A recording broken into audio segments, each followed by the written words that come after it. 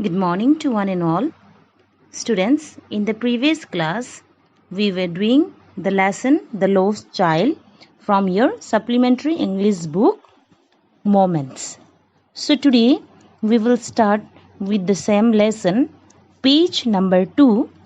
Have a look where we have left in the last class, right? So, a shower of young flowers fell upon the child as he entered the grove, and forgetting his parents, he began to gather the raining petals in his hands. But lo, he heard the cooing of dove and ran towards his parents, shouting, "The dove, the dove!" The raining petals dropped from his forgotten hands. So here, as the child entered the shady forested area, he was welcomed by a shower of flowers. He even forgot his parents and started collecting the petals that had fallen. Just then, he heard the cooing of doves. Okay, cooing of doves means the sound of doves, and was excited to see them. He started chasing the birds, and in the process, the petals fell from his hand. This shows that as the child got attracted towards the next thing, he forget what he had been doing earlier. Okay, so have a look.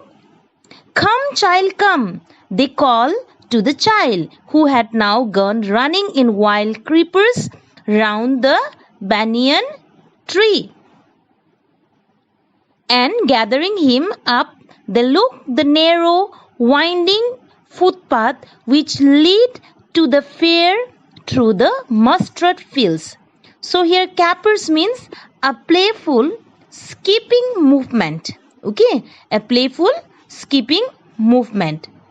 So here the parents called the child, who was running and playing around a banyan tree.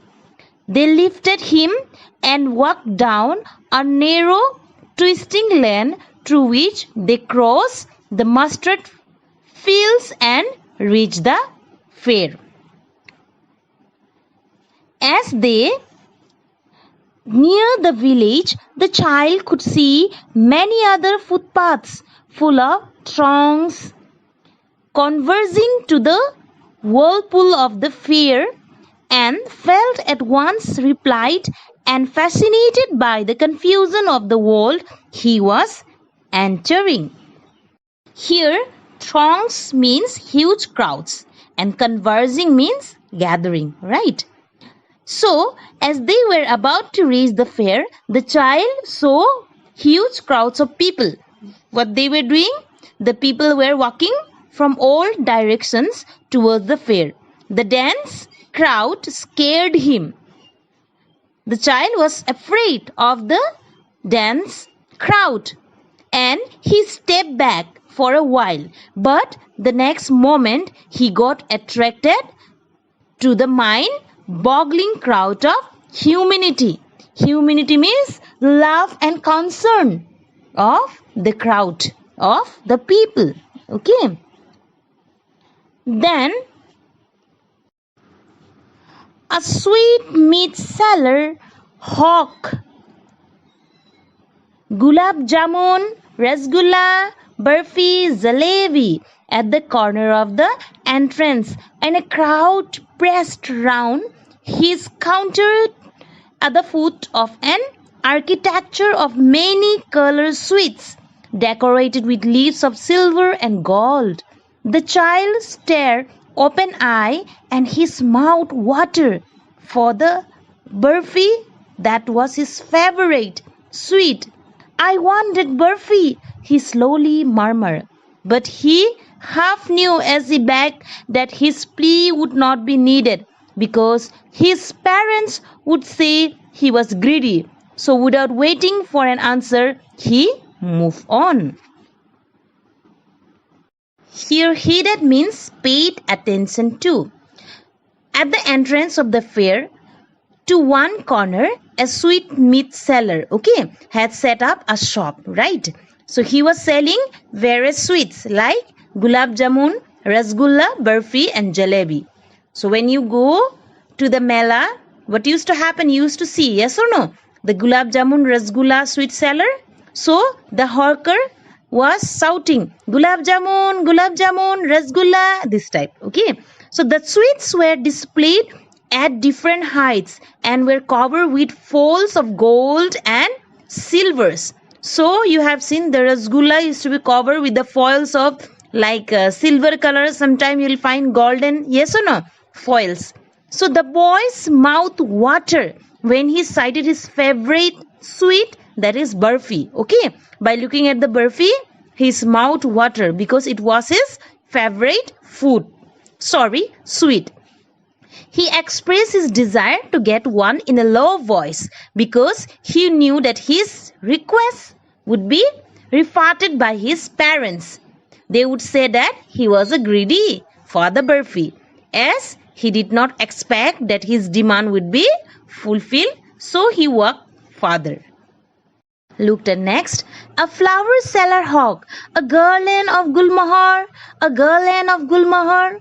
The child seemed irresistibly drawn. He went towards the basket where the flowers lay heaped and half murmured, I wanted garland, but he well knew his parents would refuse to buy him those flowers because they would say that they were cheap. So without waiting for an answer, he moved on. So the next stall was that of a flower seller, and the flower seller was shouting, Gulmohar, a garland of Gulmohar, a garland of Gulmohar. The flower seller was shouting. He announced that he was selling garlands of Gulmohar flowers. So the child wanted one of those. He walked towards the basket of flowers and again announced that his desire to have one in a low voice, because he was a small boy, whatever he saw, he wanted that, okay, because he knew that his demand would not be fulfilled, so his voice became low. They would refuse, they means parents would refuse to buy him the flowers, as they would say that they were cheap. And again the boy walked, okay, the boy walked ahead without expecting a reply from his parents, right? A man stood holding a pole with yellow, red, green and purple balloons flying from it. The child was simply carried away by the rainbow glory of their silken colors, and he was filled with an overwhelming desire to possess them all. But he well knew his parents would never buy him the balloons because they would say he was too old to play with such toys. So he walked on further. Here in this paragraph, overwhelming means a very strong emotion. The next thing that the child came across was a balloon seller. He was selling balloons of different colors of the rainbow. So the boy was attracted to the shiny colors of the balloons and he wanted to have them all. But he knew that his parents would refuse this too, because they would not buy the balloons for him, as they would give the reason that he was too old. That means now he became big to play with them. So the child worked further. A snake charmer stood playing a flute to a snake which coiled itself in a basket. Its head raised in a graceful bend like the neck of a swan, while the music stole into its visible ears like the gentle rippling of an invisible waterfall. The child went towards the snake charmer, but knowing his parents had forbidden him to hear such coarse music as the snake charmer played, he proceeded further. Here forbidden means not allowed, okay? Coarse means unpleasant. Then he paused. Here the boy paused at a snake charmer who was playing a flute, and the snake was twisting its neck to the music. The snake had coiled itself in a basket and had raised its head out, right? It bends and moves its neck gracefully like a swan. The head of the snake moved gracefully like a swan. It seemed that the music of the flute was heard by the snake invisible ears and created the effect of waterfall on it because it swayed its neck in a similar way. So the boy walked towards the snake charmer, but as his parents had warned him to remain away from the unpleasant music played by such men, he walked away farther. Then have a look at the next. There was a roundabout in full swing. Man, woman, and children carried away a whirling motion, shrieked and cried with dizzy laughter. The child watched them intensely, and then he made a bold request. I want to go on the roundabout. Please, father, mother. Then the boy saw the runabout swing.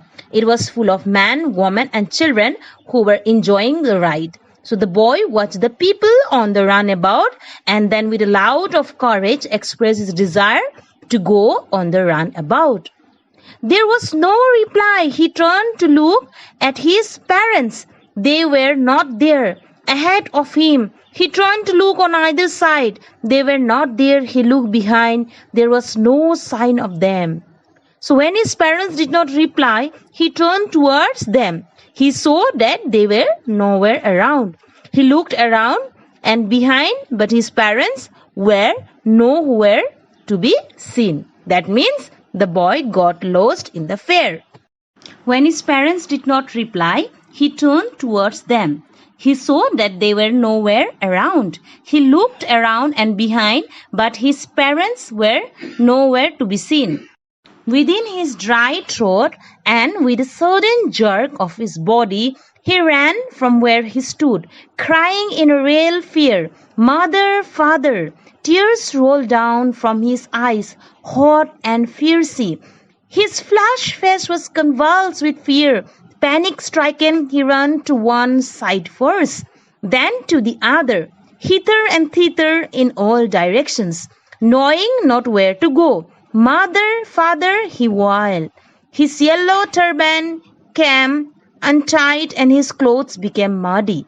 So here, hither and thither means here and there. So the boy cried loudly, jerked his body, shaking his body and running here and there, calling out for his parents. He was full of fear and tears started rolling down his cheeks. As he walked and ran around, his turban open and his clothes become muddy. So having run to and fro in rage of running for a while, he stood defeated. His cries suppressed into sobs. A little distances on the green grass he could see through his filmy eyes man and woman talking. He tried to look intently among the patches of bright yellow clothes, but there was no sign of his father and mother among these people who seems to laugh and talk just for the sake of laughing and talking. So after some time, he gave up. The loud cries turned into mild soup. He saw some people standing and talking and trying to find if his parents were among them. So the laughter and talks of the people were meaningless for the child. He was simply searching for his parents. Have a look next. He ran quickly again, this time to a shrine to which people seems to be crowding every little inch of space where he was congested with men. But he ran through people's slacks, his little shop lingering, Mother, Father, near the entrance to the temple. However, the crowd became very thick. Men jostled each other, heavy men with flashing, murderous eyes and hefty shoulders. The poor child struggled to thrust away between their feet, but knocked to and fro by their brutal movements. He might have been trampled underfoot had he not shrieked at the highest pitch of his voice, Father, mother, a man in the surging crowd heard his cry and stooping with great difficulty lifted up in his arms. Here in this paragraph, congested means full of, hefty means large and heavy, thrust means push, knock means hit, brutal means harsh and rough, and surging means powerful. So the boy ran towards a temple which was crowded with people. So he ran through the legs of man. That means the boy is very small.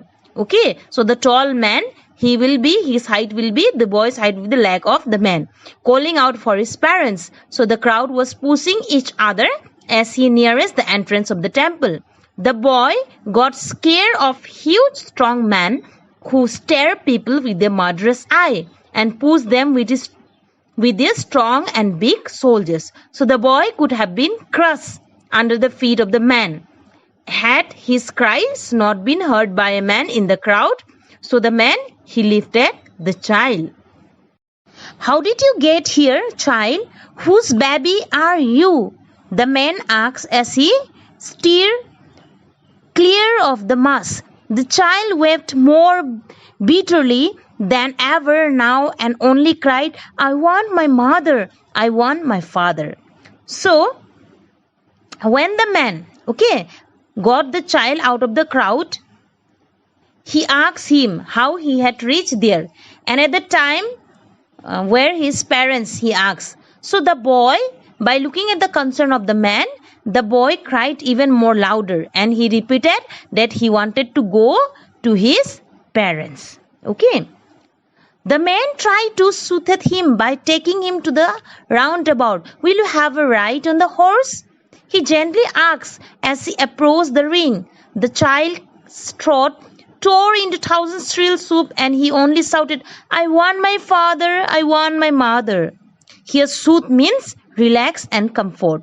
So when the man tried to relax the child, when the man tried to quieten the child by talking him to the runabout, he asked him, do you want to go to the runabout swing? He also offered him a ride, but the child screamed and wept loudly that he wanted his parents. He wanted only his mother and father, nothing more about. The man heard it. Next page, have a look. The man headed towards the place where the snake charmer still played on the flute to the swaying cobra. Listen to that nice music, child, he pleaded. But the child shut his ears with his fingers and shouted his double pitched strain. I want my mother, I want my father. The man took him near the balloons, thinking the bright colors of the balloons would distract the child's attention and quieten him. Would you like a rainbow color balloon? He persuasively asked. The child turned his eyes from the flying balloons and just sobbed. I want my mother, I want my father. Here pleaded means requested and double means pitched strain uses of lot of force. So the man started walking back on the same road which the child had taken. So he took the child to the snake charmer, trying to make forgotten the child, trying to quieten the child because the child was still sobbing. He asked him to listen to the nice music being played by the snake charmer. So the child, instead of listening the music, he shut his ear with his fingers and screamed loudly that he wanted his parents. So the man took the child to the bright colored balloons, hoping that the child might get cheer by seeing them. So he also offered a balloon to the child, but the child ran away and wept for father. Next paragraph. The man, still trying to make the child happy, bore him to the gate where the flower seller sat. Look, can you smell those nice flowers, child? Would you like a garland to put round your neck? So, here in this paragraph, bore means carried. Then, the man, he tried to make the child happy and took him to the flower seller. So at the flower seller's shop, he asked the boy to smell the fragrance of the flower, and he also offered him a garland. But the child turned his nose away from the basket and reliterate his soup. He cried and said that I want my mother, I want my father. The child was crying repeatedly and he is saying only the word that he want his mother, he want his father. Though the man took him to the flower shop and he asked him to feel the fragrance of the flower, but instead the boy said he don't want anything, he want only his father, he want his mother. Okay. The child turned his nose away from the basket and reliterated his soup. I want my mother, I want my father. Here reliterated means repeated. So the child refused to smell the flower that he wanted to buy earlier because now his priority was his parents. At the time his parents was with him, but now his parents is not with him. So now he don't want anything, only his parents. Okay. Last paragraph. Thinking to humor his disconsolate charge by a gift of sweet, the man took him to the counter of the sweet shop. What sweet would you like, child? He asked. The child turned his face from the sweet shop and only soup. I want my mother, I want my father. So here, disconsolate means very unhappy and unable to be comforted. Charge means a person or thing entrusted to the care of someone. So finally what happened? The man at last took him to the sweet meat seller shop. So before you have seen, yes or no, I explain you that when he was with his parents, when they